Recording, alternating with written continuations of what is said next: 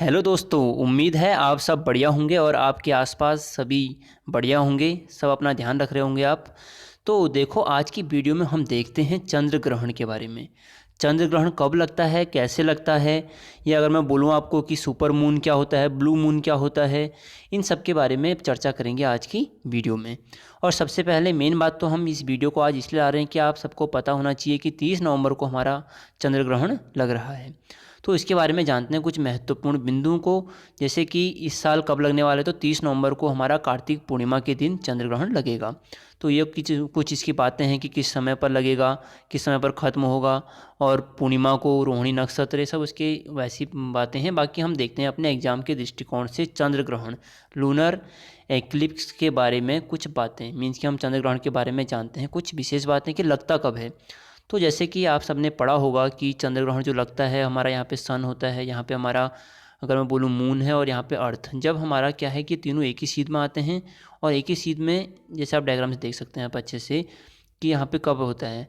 तो देखो, यहाँ पे हमारा सन है, और जब सन और मून के बीच में हमारा अर्थ आ जाता है, और अर्थ की वजह से क्या होता है कि जो सन की यहाँ पे रेज हैं, उसकी किरणें यहाँ तक पहुँच नहीं पाती कि चंद्रमा तक, तो हम बोलते हैं कि यह चंद्र ग्रहण लग गया। ठीक है। अगर इसी को मैं बोलूँ सूर्य ग्रहण कब लगता है, तो सूर्य ग्रहण के टाइम पे क्या होगा, थोड़ा उल्टा हो जाएगा। यहाँ पर चंद्रमा आ जाएगी, पृथ्वी तो यहीं पे है ही। तो जब चंद्रमा की रोशनी, मीन्स कि इस एरिया में क्या होगा, चंद्रमा की छाया आ जाएगी, तो हम यहाँ से देखेंगे तो हमें ये सूर्य ढका हुआ दिखेगा, तो हम बोलेंगे सूर्य ग्रहण लग गया। तो अभी तो आप यहाँ पे ध्यान सिर्फ इतना दें कि चंद्र ग्रहण क्या होता है। तो चंद्र ग्रहण होता है हमारा जब सूर्य और चंद्रमा के बीच में पृथ्वी आ जाएगी, तो हम बोलेंगे चंद्र ग्रहण लग गया। आप देखो कुछ क्वेश्चन जो कि इसके यहाँ से हमारे एग्जाम में पूछे जाते हैं, जैसे कि चंद्रमा की सतह तथा उसकी आंतरिक स्थिति का अध्ययन करने वाले विज्ञान को क्या कहते हैं, तो सेलेनोलॉजी कहते हैं। ठीक है। अगर मैं बोलूँ कि चंद्रमा अपने अक्ष पर कितने डिग्री झुका हुआ है, तो यह 5 डिग्री पर झुका हुआ है। यह इंपॉर्टेंट पॉइंट है। अगर मैं नेक्स्ट पॉइंट के बारे में बात करता हूँ कि चंद्रमा की सबसे उच्चतम पर्वत का नाम क्या है, तो यह लिबनिट्स, क्या है, लिबनिट्स। ठीक है। अगर मैं बोलूँ कि इसकी हाइट कितनी है, तो अगर फीट में बोला जाए तो 35,000 फीट, और अगर मीटर में बोलूँ तो हमारा 10668 इतना यह मीटर में है, और फीट में बोला जाए तो 35,000 फीट ऊंचा है। तो आप देख सकते हैं कितना ऊंचा पर्वत यहाँ पे है। नेक्स्ट पॉइंट है कि चंद्रमा पर स्थित धूल के मैदानों को क्या कहते हैं। जो यहाँ पे धूल के मैदान हैं उनको कहते हैं हम शांति सागर। क्या कहते हैं, शांति सागर। अब ये अगर मैं बोलूँ पृथ्वी में धूल चले तो इतनी हवा, इतनी आवाज़ भड़ भड़ भड़ भड़ चलती है कि यहाँ पे इतने सारे मकान, इतने सारे उनके ऊपर से तिरपाल वगैरह लगाए रहते हैं, तो आवाज़ आती है। अब चंद्रमा पे ना कोई मकान है ना कुछ है, तो वहाँ पे शांति सागर बिल्कुल है ना। तो यहाँ पे आप समझ सकते हैं इसको। अगला पॉइंट है चंद्रमा पृथ्वी की परिक्रमा कितने दिनों में पूरी करता है, तो यह 27 दिन और 8 घंटे। देखो 8 घंटे यहाँ पे एक्यूरेट नहीं है, यहाँ पे थोड़ा सा राउंड फिगर में आपको मैं यह बता रहा हूँ कि यह 27 दिन 8 घंटे लेता है। ठीक। नेक्स्ट पॉइंट है पृथ्वी से चंद्रमा का कितने प्रतिशत भाग को देखा जा सकता है। अगर हम बोलें कि हम पृथ्वी से जब चंद्रमा को देखते हैं तो हमें कितना चंद्रमा दिखता है, तो ये मत बोलना कि पूरा का पूरा दिखता है, नहीं। उसका सिर्फ हमें फ्रंट वाला भाग दिखता है, पीछे वाला भाग नहीं दिखता। तो हम बोल सकते हैं कि 59% है। अब कुछ बुकों में हमारा 57 दे रखा है, तो आप यहाँ पे देख लें, बट जो सही है वैसे यहाँ पे 59%। मैंने जो 3-4 जगह पे चेक करा तो 59 है। तो 59% हमारा पृथ्वी से चंद्रमा दिखाई देता है। इसलिए बोलते हैं कि हमें उसका एक ही भाग हमेशा देखना। अब ना आपको हमेशा उसमें मुंह जैसा बना हुआ दिखेगा घूमते हुए, कभी भी देखना, तो उसका पीछे का भाग कभी नहीं दिखता, इसलिए हमको एक ही चित्र हमेशा दिखता है चंद्रमा का ना। नेक्स्ट है चंद्रमा पृथ्वी के उसके साथ में, चंद्रमा पृथ्वी के अक्ष जो होता है ना, यहाँ पे उसके की जगह पर अक्ष लिखेंगे, अक्ष के साथ कितने अंश का कोण बनाता है, तो यहाँ पे 58.48 डिग्री यहाँ पे इसका कितने का कोण बनाता है। ठीक है, 58.48। नेक्स्ट पॉइंट है चंद्रमा साइनोडिक मास कितने दिन का होता है, तो जो हमारा चंद्रमा का साइनोडिक, हमारा मीन्स कि साइनोडिक मास होता है, वह होता है हमारा 29 दिन 13 घंटे।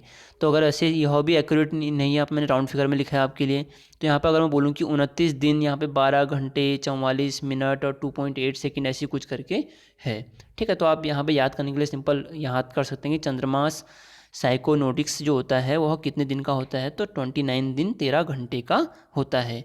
अब आपने देखा होगा कि हमारे नक्षत्रों में बोलते हैं कि हाँ 27 दिन 8 घंटे में हमारा चंद्रमा क्या करता है, एक चक्कर लगा देता है। तो आप यहाँ पे ऐसे याद कर सकते हैं कि 27 दिन 8 घंटे में चंद्रमा का नक्षत्र मास कहते हैं। क्या कहते हैं, नक्षत्र मास कितने दिन का होता है, तो 27 दिन और 8 घंटे का होता है। अभी इसको भी आप ये मत समझना कि बिल्कुल एक्यूरेट लिखा है मैंने इसको राउंड फिगर में देखो आपके लिए इसलिए लिखा है ना, ताकि आप इसको आसानी से याद कर सकें। अगर आपको पूरा अच्छे से लिखना है तो आप इसको लिख लो 27 दिन 7 घंटे 43 मिनट और 11.6 सेकेंड करके है, ठीक है। तो आप अगर वैसा लिखना चाहते हैं तो लिख सकते हैं। बाकी अगर देखो एक राउंड फिगर में अगर आपको याद करना है तो कर सकते हैं कि चंद्रमा का नक्षत्र मास कितने दिन का होता है, तो 27 दिन 8 घंटे इसके अराउंड में होता है। अब है ज्वार उठने के लिए अपेक्षित सौर एवं चंद्रमा की शक्तियों का अनुपात कितना होता है, तो यह 11:5 का अनुपात होता है। किसके बीच में, चंद्रमा और सौर, मीन्स कि सूरज का 11 और प्लस चंद्रमा का 5 का रेशियो यहाँ पे चलता है। देखो नेक्स्ट पॉइंट की बात करते हैं। जब चंद्रमा पृथ्वी के सबसे निकट होता है तो उस स्थिति को क्या कहते हैं, तो उस स्थिति को कहते हैं पेरिजी फुल या मीन की क्या बोलेंगे, पेरिजी फुल मून। मीन की यहाँ पे क्या हो रहा है कि सबसे निकट आ गया पृथ्वी के, तो ऑब्वियसली निकट कोई चीज़ आएगी तो बड़ी दिखेगी, तो इसको बोलते हैं पेरिजी फुल मून या फिर सुपर मून। तो आप सबने सुना ही है कि सुपर मून है करके, है ना। तो यहाँ पर आप समझ सकते हैं।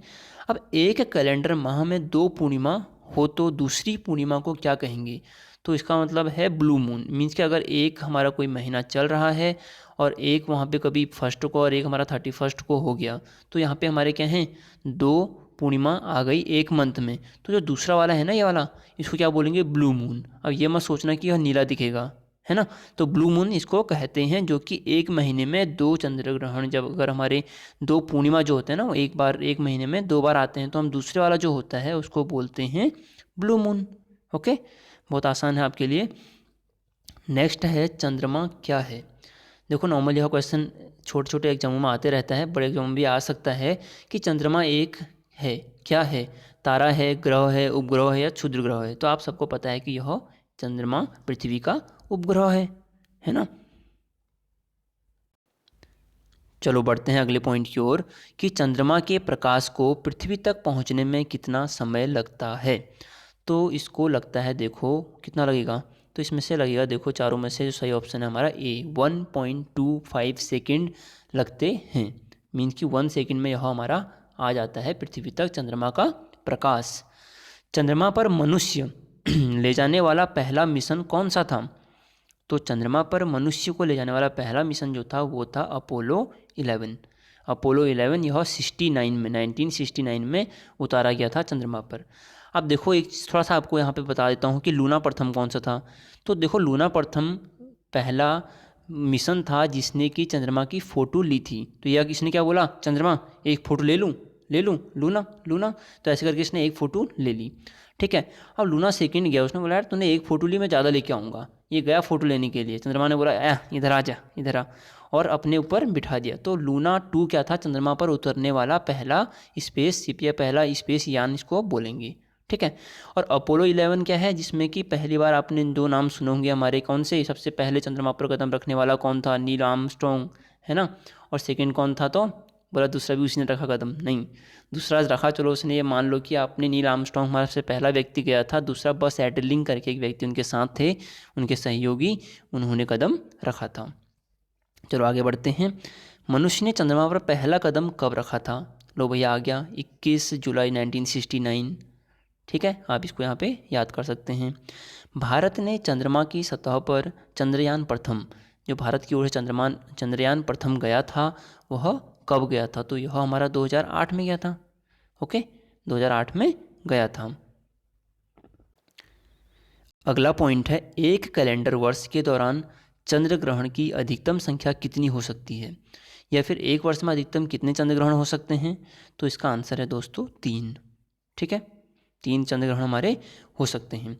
तो यहाँ पे करते हैं दोस्तों वीडियो को समाप्त। आई होप आपको अच्छा लगा होगा, कुछ नया सीखने को मिला होगा।